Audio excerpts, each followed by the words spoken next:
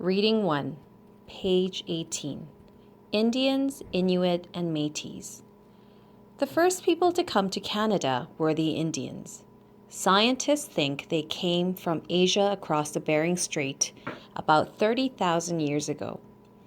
When they arrived in North America, they traveled south and east. After several hundred years, there were many groups of native people who had different cultures and languages.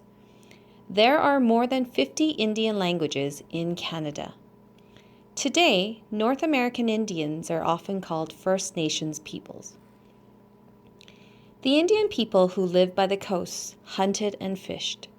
Prairie Indians moved from place to place hunting the buffalo.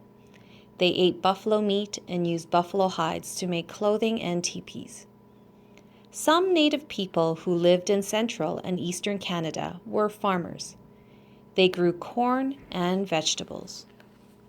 The Inuit, also called Eskimo, came to Canada from Asia about 5,000 years ago. They moved across the north from Alaska to Greenland and learned to live in a land of ice and snow. They lived by hunting seals, whales, caribou, and polar bears. Many lived in ice houses called igloos. Today, many Inuit still hunt. Most live in small towns in northern Canada. In the 1500s, people from Europe started to come to Canada to live.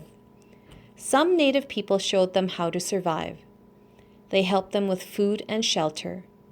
They guided explorers to new lands and helped to establish the fur trade. Some native people married Europeans. Their children were called Métis. The Métis people developed their own culture and customs.